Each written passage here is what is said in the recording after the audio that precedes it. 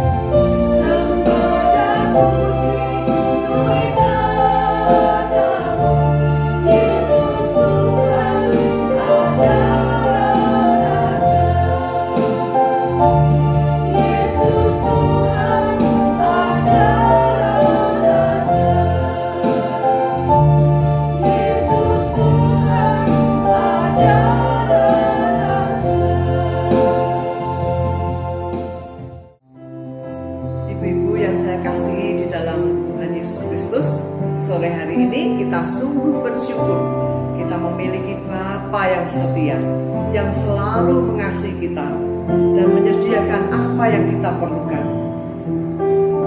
Kasih-Nya tak pernah berubah, dahulu sekarang Dia tetap sama. Mari ibu-ibu sekalian, kita akan naikkan pujian Bapa Kau Setia.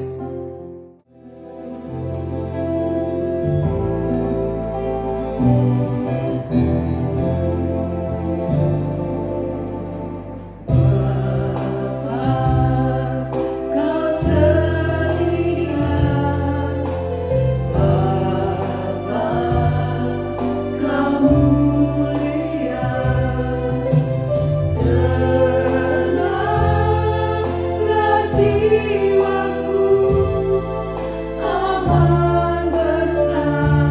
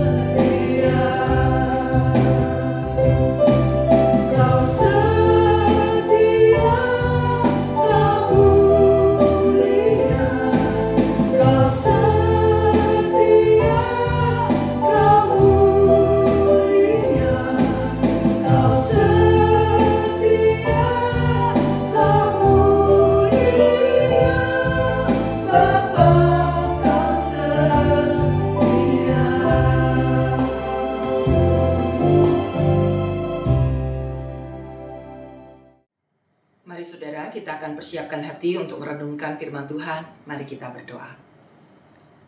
Kami sungguh bersyukur bahwa Tuhan Yesus selalu setia menjagai kami, membimbing kami, memberikan penghiburan dan penguatan, sehingga kami tidak sendirian dalam menghadapi problema-problema kehidupan yang ada.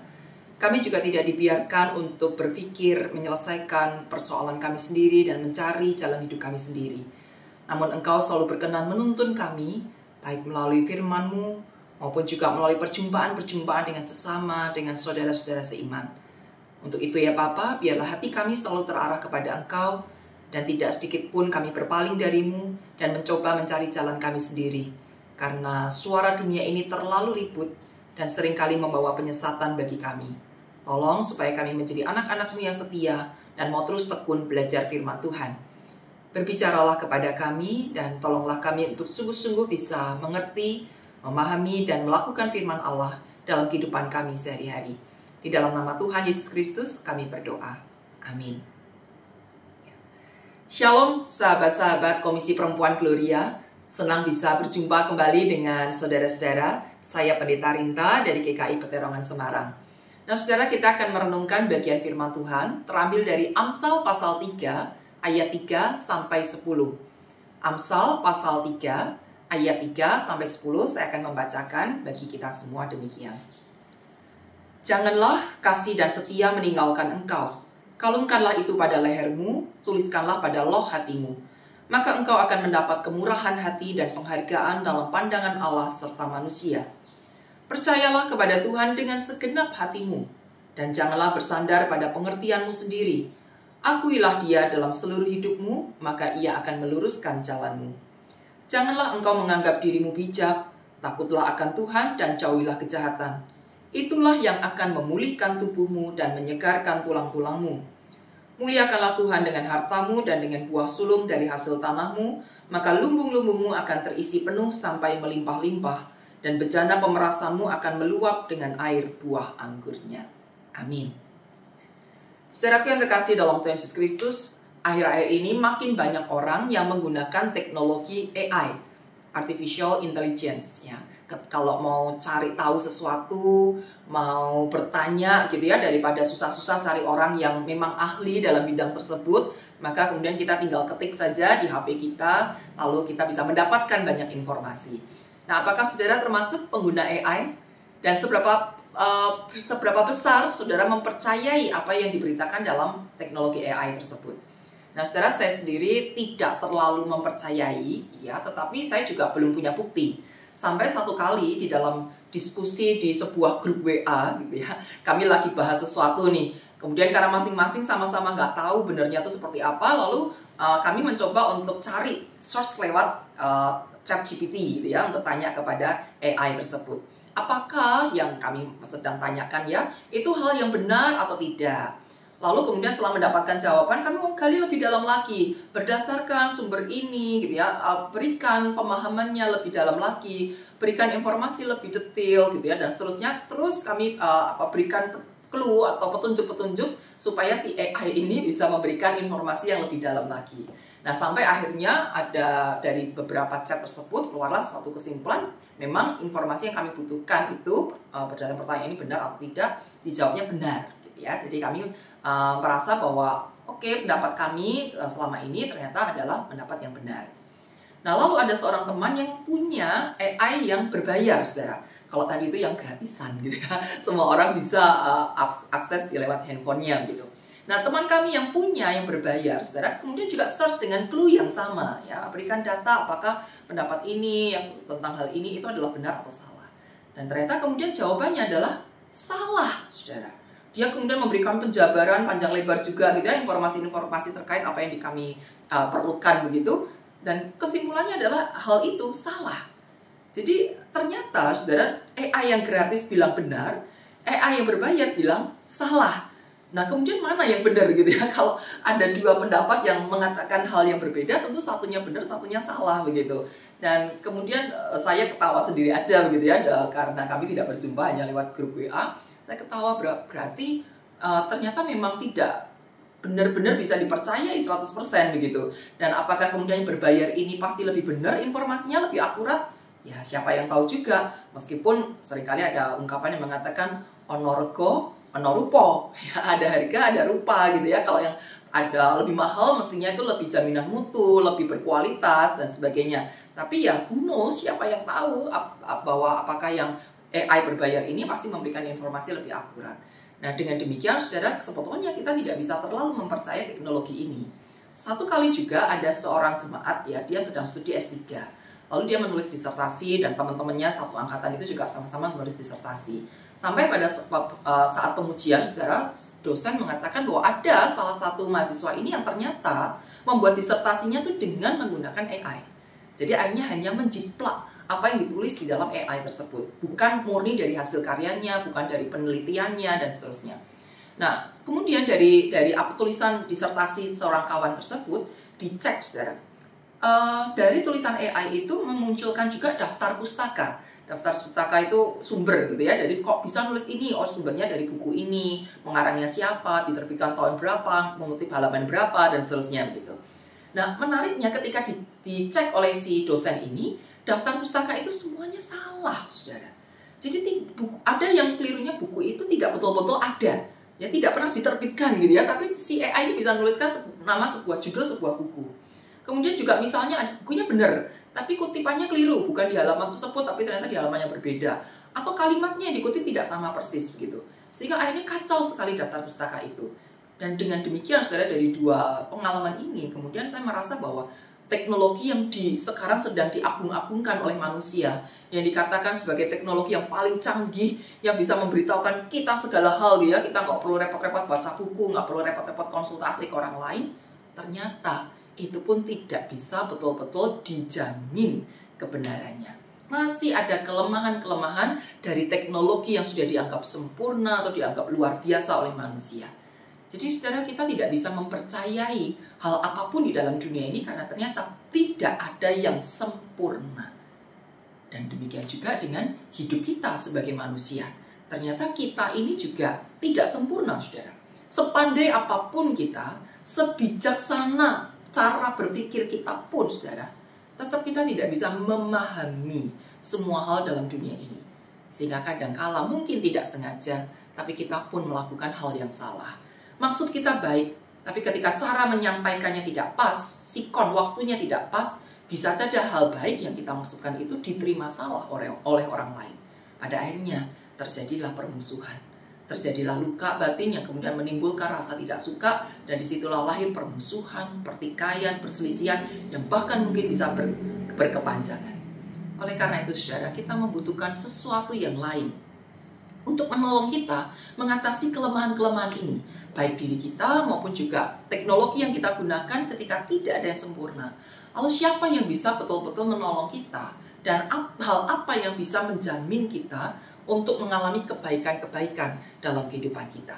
Nah, saudara, di dalam ayat yang keempat tadi dikatakan sebuah janji berkat ya yang Tuhan berikan, maka engkau akan mendapat kemurahan hati dan penghargaan dalam pandangan Allah serta manusia. Inilah yang kita butuhkan, saudara, kemurahan hati dan penghargaan dalam pandangan Allah serta manusia. Kita tidak bisa menjamin segala sesuatunya berjalan dengan lancar.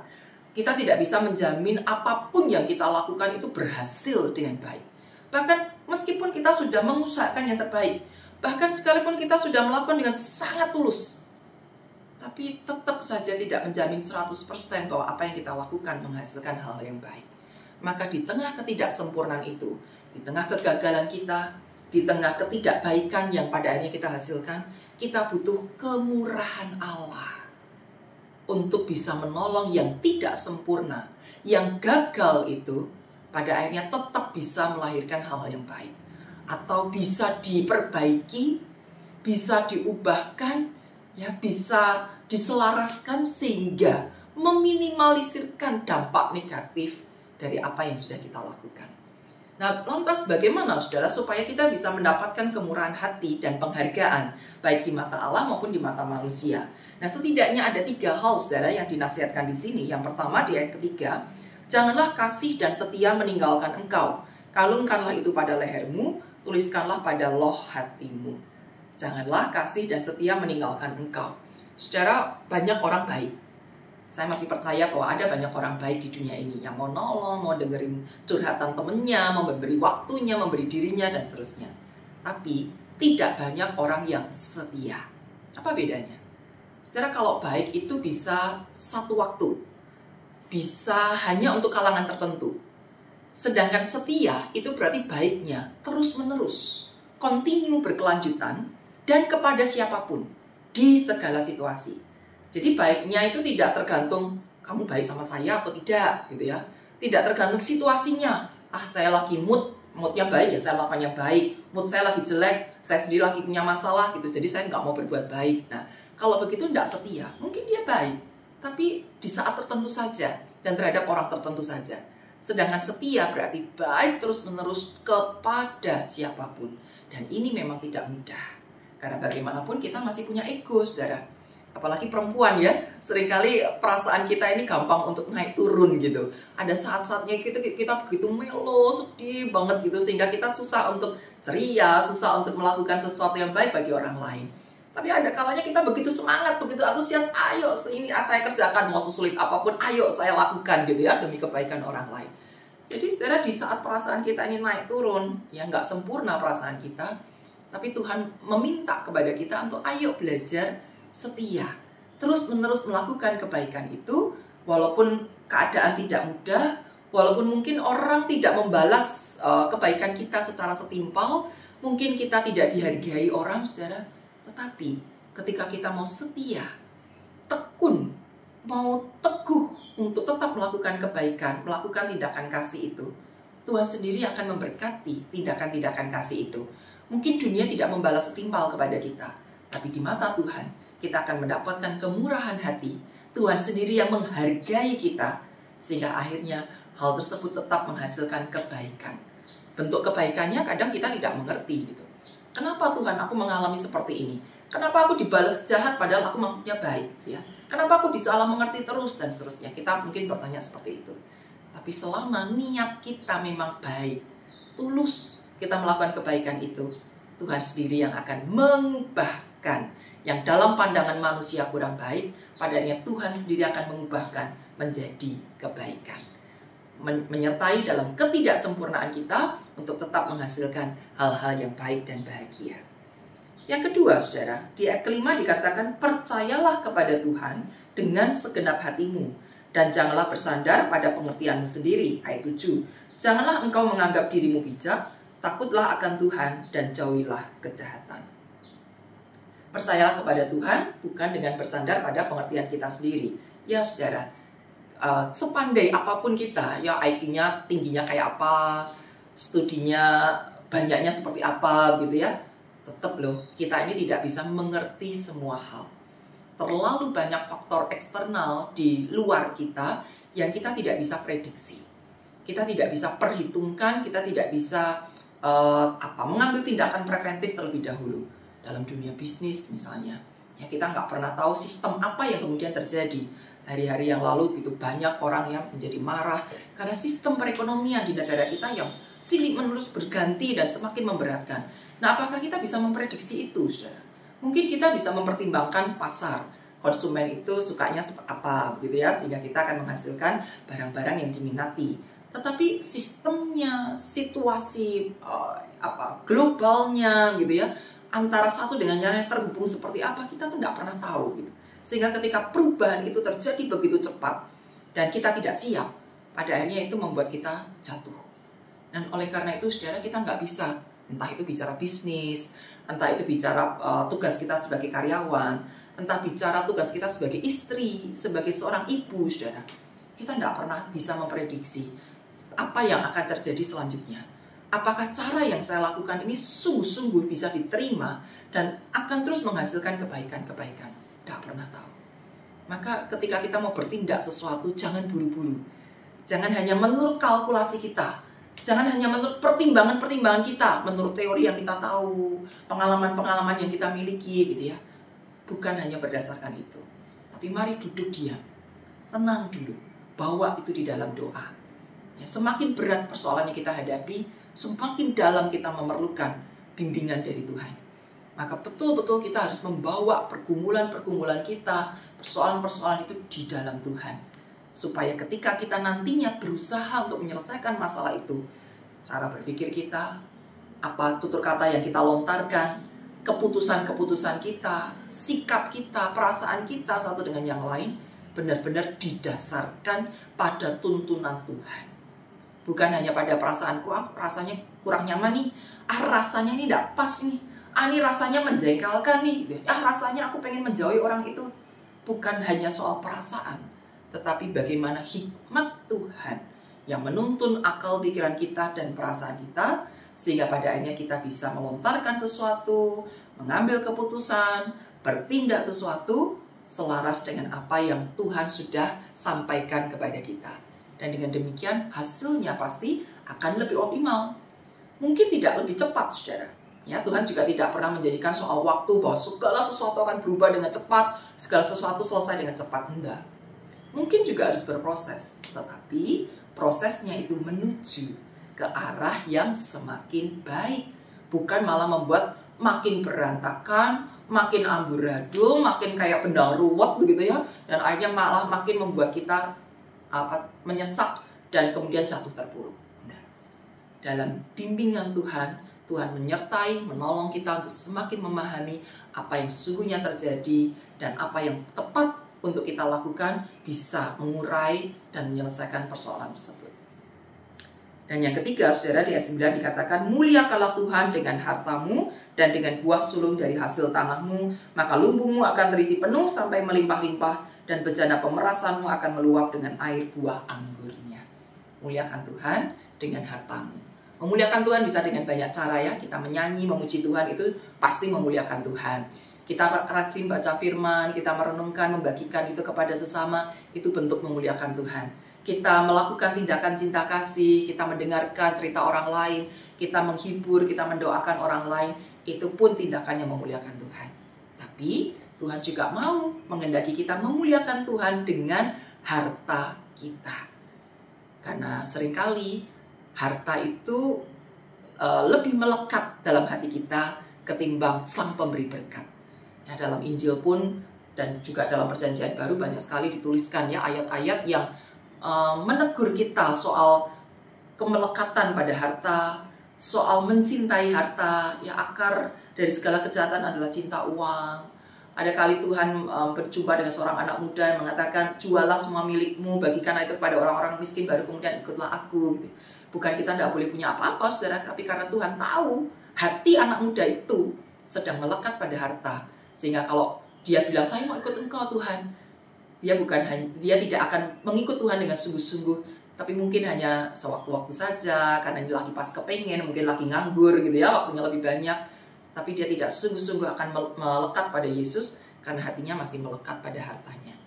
Dan ada banyak manusia, saudara, di dunia ini masih melekatkan hatinya pada harta.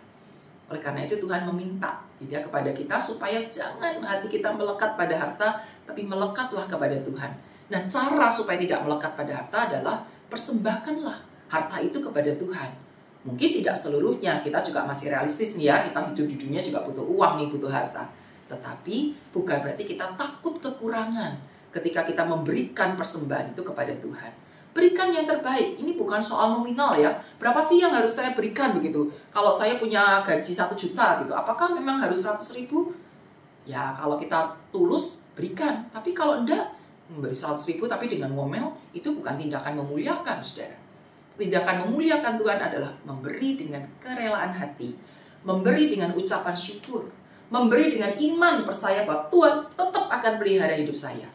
Bukan untuk mancing ya, saudara. Masih ada banyak orang berpikir kalau saya kasih 100.000 nanti Tuhan kasih aku 1 juta gitu ya.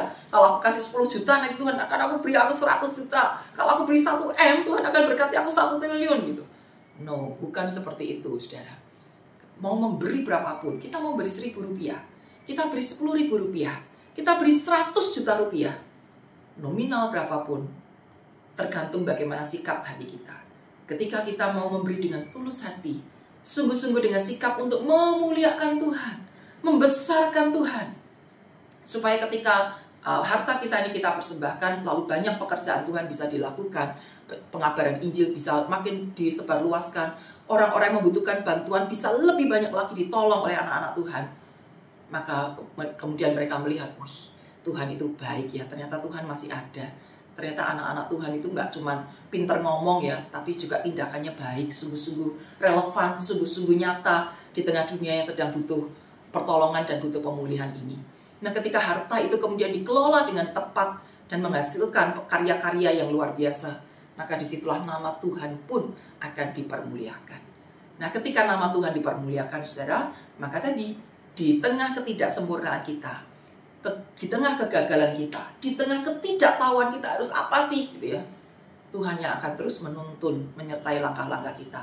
Tuhan yang akan tetap memberikan berkat-berkatnya kepada kita. Lumbungmu akan terisi penuh sampai melimpah-limpah.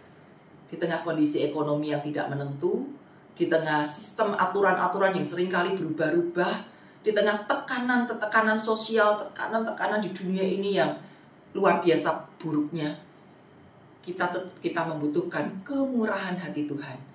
Kita membutuhkan berkat-berkat dari Tuhan, supaya kita dimampukan tetap berjalan maju.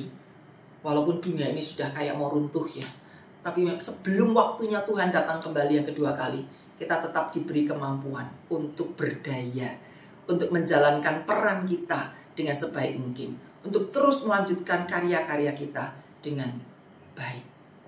Setelah kiranya Tuhan menolong kita ya, di tengah pergumulan kita, baik sebagai seorang orang tua, mungkin yang masih ada pasangannya, atau kita menjadi single mom, kita yang menjadi seorang anak yang punya orang tua yang semakin lanjut usianya, kita mungkin tidak mengerti bagaimana ini mengatasi perbuatan, sikap orang tuaku yang mungkin mulai banyak lupanya, mungkin mulai banyak nuntutnya gitu ya. Kita sebagai anak tuh bingung harus ngadepin orang tua seperti apa.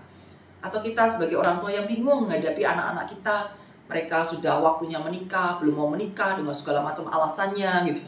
Atau mereka sudah menikah tapi kemudian ribut terus, berantem terus dalam rumah tangganya. Saya harus apa ya sebagai orang tua? Katanya orang tua tidak boleh terlalu banyak ikut campur. Tapi kalau tidak ikut campur kok ya rumit sekali rumah tangga mereka dan tidak menjadi lebih baik. Terus saya tuh harus ngapain gitu ya? Ada terlalu banyak perkara kita tidak mengerti dan tidak sanggup. Tapi mari kita tekun mengerjakan bagian kita. Bagian kita tadi yang pertama, tetap melakukan tindakan kasih dengan setia. Yang kedua, percaya dan bersandar kepada pengertian dari Tuhan. Ketiga, muliakan Tuhan dengan harta kita ya. Ketika kita mau setia melakukan 3 hal ini, Tuhan sendiri akan terus menuntun kita, memberi hikmat, gagasan, ide, kreativitas, memampukan kita untuk menata banyak hal menjadi lebih baik. Dan kalaupun kita gagal dalam semua upaya tersebut, tetap ada berkat, tetap ada pemulihan, tetap ada pemeliharaan yang Tuhan berikan. Sehingga kegagalan itu tidak membuat kita jatuh tergeletak, tapi sanggup untuk mengangkat kita kembali, bangkit, bersinar, dan terus melanjutkan hidup dengan teguh. Kiranya Tuhan menolong kita semua ya, untuk terus melanjutkan perjalanan hidup kita sebagai seorang perempuan, sebagai seorang anak Tuhan, sebagai bagian dalam keluarga, dalam gereja, dan juga dalam masyarakat. Mari kita berdoa. Bapa kami di surga, kami menyadari keterbatasan kami sebagai manusia. Oleh karena itu, biarlah Engkau yang berkenan untuk terus memimpin jalan hidup kami, menolong kami meluruskan jalan yang mungkin mulai keliru, yang mungkin karena ketidakpahaman kami, maka kami melakukan hal yang salah. Biarlah berkat dan kasih sayang dari Tuhanlah yang akan terus menyertai langkah hidup kami. Bapa, kami juga serahkan setiap beban pergumulan yang ada pada diri kami. Kiranya Engkau yang mendengarkan setiap keluhan, setiap jeritan hati kami. Dan Tuhan yang memberikan solusi yang tepat, Tuhan yang memberikan berkat perlindungan, sehingga kami bisa keluar dari setiap persoalan yang ada, dan kami juga boleh hadir sebagai saluran berkat bagi orang-orang sekitar kami.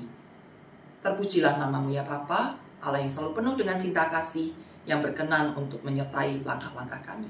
Di dalam nama Tuhan Yesus Kristus, kami berdoa. Amin. Tuhan kita adalah Tuhan yang penuh kasih, Tuhan yang setia. Ia selalu ada bersama kita, baik waktu susah maupun senang, baik waktu duka maupun suka. Mari kita menyanyikan lagu Kau Satu, Dua, Tiga. Kau satu, aku kasih.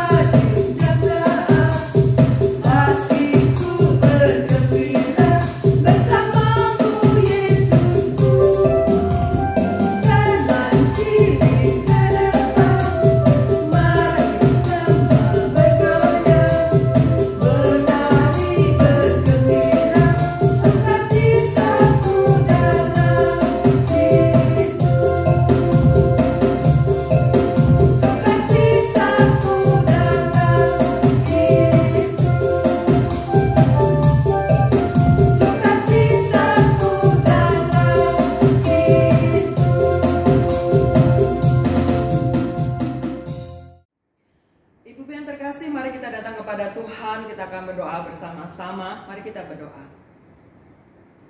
Kami sungguh bersyukur Tuhan untuk kasih setiamu di dalam kehidupan kami pribadi lepas pribadi.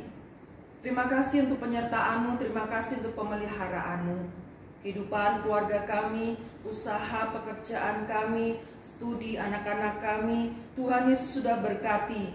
Usaha kami, Tuhan Yesus juga sudah lindungi, Tuhan Yesus sudah membuatnya menjadi berhasil, kami bersyukur. Pelayanan kami juga yang Tuhan percayakan kepada kami, Tuhan juga sudah membuatnya berhasil dan Tuhan memberkatinya. Terima kasih Tuhan Yesus, apapun yang kami kerjakan, semua keberhasilan yang kami miliki, itu bukan karena kuat kuasa kemampuan kami, tetapi karena hikmat, penyertaan dan anugerah daripada Tuhan Yesus. Terima kasih juga hari ini Tuhan, kami boleh datang di hadapan Tuhan memuji nama Tuhan. Dengar isi hati Tuhan. Ajarkan setiap kami Tuhan Yesus untuk menjadi anak-anak Tuhan yang sungguh taat akan firman-Mu. Menghidupi firman-Mu yang kami dengar hari ini hari demi hari. Sehingga hidup kami sungguh seturut dengan rancangan Tuhan. Terima kasih Tuhan Yesus, terima kasih kami menyerahkan kehidupan kami pribadi lepas pribadi, ibu-ibu dimanapun berada saat ini. Dengan segala pergumulan kehidupan. Hari semakin hari bukan semakin mudah. Ada begitu banyak kesulitan dialami oleh keluarga kami, pelayanan kami, usaha pekerjaan kami, bahkan bangsa dan negara kota di mana kami tinggal, tempat di mana kami tinggal. Ada begitu banyak kesulitan. Tuhan Yesus tolong berkati, Tuhan Yesus tolong buka jalan bagi setiap kesulitan yang ada. Bangsa dan negara kami Tuhan Yesus pulihkan, ada damai sejahtera daripada Tuhan Yesus. Kota di mana kami tinggal, daerah di mana kami tinggal, kami juga rindu ada damai sejahtera daripada Tuhan. Berkati, anugerahkan damai-Mu, sejahtera-Mu buat kota kami, bangsa kami, keluarga kami. Terima kasih Tuhan Yesus, terima kasih kami hanya mengandalkan Engkau untuk setiap apapun yang kami lakukan dalam kehidupan kami. Dan ajarkan kami Tuhan Yesus untuk setia mengandalkan Tuhan. Yang sakit Tuhan sembuhkan di dalam nama Tuhan kami Yesus Kristus. Yang dalam pergumulan Kau buka jalan sehingga kami juga merasakan pemeliharaan daripada Tuhan. Yang di dalam duka cita Engkau berikan mereka penghiburan, kekuatan daripada Roh Kudus. Yang mengalami kegagalan, oh Tuhan Yesus berkati dan buat menjadi berhasil. Tuhan, hidup kami ini adalah milik-Mu. Rancangan-Mu indah bagi setiap kami. Kami menyerahkan kehidupan kami seutuhnya ke dalam tangan Tuhan. Apa yang masih ada di dalam hati kami yang tidak terucap, belum terucap hari ini, Tuhan selidiki dan kami yakin percaya Tuhan akan menjawabnya seturut dengan waktu dan kehendak Tuhan. Terima kasih Tuhan Yesus yang baik, terima kasih. Kami yakin percaya Kau tidak meninggalkan kami. Kau akan menjawab doa kami seturut dengan waktu-Mu yang baik untuk kami. Terima kasih Tuhan Yesus, terima kasih. Mari ibu-ibu kita arahkan hati kita kepada Tuhan dan kita mau terima berkat daripada Tuhan. Kasih sukacita, damai sejahtera, pemeliharaan yang sempurna, pemeliharaan hari demi hari, pemeliharaan daripada Allah Bapa, Allah Putra, dan Allah Roh Kudus ada bersama-sama dengan kita semua mulai dari sekarang sampai selama-lamanya. Amin. Bapa terima kasih.